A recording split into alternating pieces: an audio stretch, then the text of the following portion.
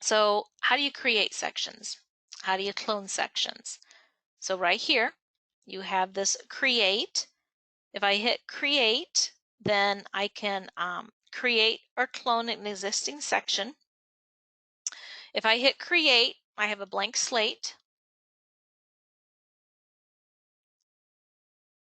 to work with to create my section. If I clone a section, I can clone a section from any application form on my site. However, when I clone the section, it's going to make a copy of that section. But I do want to make note that if you have conditional logic and you're cloning within a section from another application, all of that logic on those questions will not be present in that cloned version. So that's kind of the difference. You can clone a section, it's going to make an exact copy, but it will not bring over that conditional logic if it's from another application form, because it's looking at it. You're cloning from another application, it's going to say, well, this logic is set on these specific questions. These questions may not be in this version because it's a different application.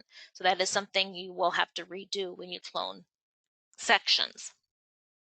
So of course, same when you're cloning an application, you select the application you want to clone from, and then you select the section within that application. It's going to say what application, what section do you want to clone, and then you can clone it. It'll give it an XML name. Now, I would say abbreviate this, because what's going to happen is every question is going to have the cloned version XML plus the added word that you put here in this box. So usually when I'm cloning, I will go in and come here and create an abbreviated version, clone it, and then go in and update this with a longer name. Okay, now that's cloning sections. Now don't get this confused, because if I clone my entire application, remember I talked about don't change XML name. So this is if you're making a brand new section in a application already. So when you clone the application, all of those sections are here, so more than likely you won't be cloning something that you needed to import. All of the data's here, all the XML's here. This is if I'm in this new application and now I want to add another section. Or maybe I'm starting a new application. I have no sections, but I liked a section in a template that I found out on the site. Maybe when you've gotten our system, we gave you a template. And so maybe there's some sections in that template you wanted to pull into your application. Then you can come here, clone that section, clone the existing section, find that template application, and pull over some of those sections into your application here. But just know when you do that, all of those conditional logic that's on those will have to be reset. You can set those manually. Okay, so that's how you clone sections. But let's talk about creating a section. So let's go to create section. I'm going to create a fresh one. And first step, give it a name. I'm just going to call this application information. I don't remember. Let's do this. Let's do applicant details. I don't think I have one like that. And then the display name is what the applicant sees. Okay, that they would see. And then when I'm making a brand new one, of course, I'm not cloning this. This is a brand new one. This isn't one that's coming. This is a new section I want to create in my application form. You just give it a name. I usually like to take the first part of the title, the display name, so that I know, okay, that belongs to the applicant details, and then have that be my name going forward. And then section type is important. You have different section types. Admin means this would be something that only the admin you would want them to access. Application would be part of the actual application itself, the initial application before they go to review. Acceptance sections are used for like award agreements and anything after awarding to accept the award, and that works in relationship with an accept button. And then post-accepted sections would be after they've accepted the award or after you've awarded them, you want to do a post-accepted section where there's an actual report and manage reports where you can monitor those as they're being completed. That comes after, usually after the application has been submitted. And you set those based, usually acceptance sections and post-accepted sections are set based on specific statuses. When an applicant gets to selected for an award, you want the acceptance status to appear. Or if an applicant selects an award, you want the post-accepted section. Those are usually set to have a certain status so that not everybody gets them. Only the people that are at that status would get that. But application section types are more than likely the status of all. Everybody gets those when they start the application, status of all, no matter what status they are, they need to see that section. So when you're creating the initial application, you want your status to be all, but if you're creating acceptance sections, post-accepted sections that come after submittal, that's when you would get into the status. So when they got to a certain status, you'd want that to appear. And then request sections are those sections that are hidden from the applicant that they're nominating someone to complete. So that's the different section types, and that's the functionality here. Yeah, you would set them at. And then you also have these two toggles here. So if I was to put this at admin, this is my staff section, but I also, if it's a staff section, I want to put yes to this, because if I don't, then the applicants would see that. And if it's just an application section and I want applicants to see it, I would put that to no, it's not a staff section and applicants could see that. And then request sections. So right now this is no, but if I put this as a request, then I would want to make sure and put this as yes. And then as soon as I do that, you'll see there is an email template that appears. And so this is that request section. This is where the applicant nominates someone to complete it, not a collaboration and not a proxy. This is a nomination request section. The applicant does not have access to this section to complete the questions in it. So this is a request section. I would say yes. And then as soon as I do that, it's going to hide it from the applicant, but it's going to give them a request instruction page. And then it's also going to have this email. So you can create email nomination emails, and that would be the email that goes out to the person that the applicant nominated. So each section can have its own nomination email template tied to it. I'm going to change this back to no. It's going to tell me, are you sure? It's going to undo it. That's fine. And then, so this is no, it's not a staff section. And if you want the entire section, if it's a blind application review, you don't want the reviewers to see identifying information in the entire, you want to hide the entire section, then you can say yes, it'll hide it. The reviewers will not be able to see that section. If I put it to no, then it'll be set to no and reviewers can see it. And then the display order is the order that this falls in the application process.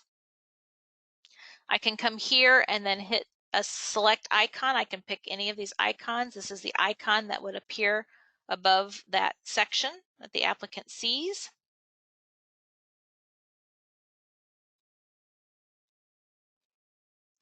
And then here is the status. So remember, if you were doing an acceptance status section, you wouldn't want everyone to get that. You would only want applicants that were selected for an award and accepted their award. Then as soon as they're selected for an award, they would see this section on their dashboard. Only applicants that were at that status would see it. If I had this set to all, then everyone would be able to see that as soon as they started the application. But this is saying as soon as they get to a status of selected for an award or award accepted, show this section, but do not show it until that time. Same with post-accepted sections. You can set those on a specific status, maybe award accepted. As soon as they accept their award in the acceptance section, then this would start appearing and then they can go forward. So that is something we will help you adjust those for you if we're doing your implementation. And then deadline, you can have the same deadline as the application, or you can change it. Your acceptance sections, post-accepted sections, you will not have probably the same deadline as the application because they're coming after the initial application process. So you would say section deadline, and then this deadline field would open up. You can give it a date and time for this application, this section. This is section only, and then go forward. And then lock after submit. So you can inherit from the application. So as soon as the application is locked down, and if you did not activate the enable, then they would not be able to update this section.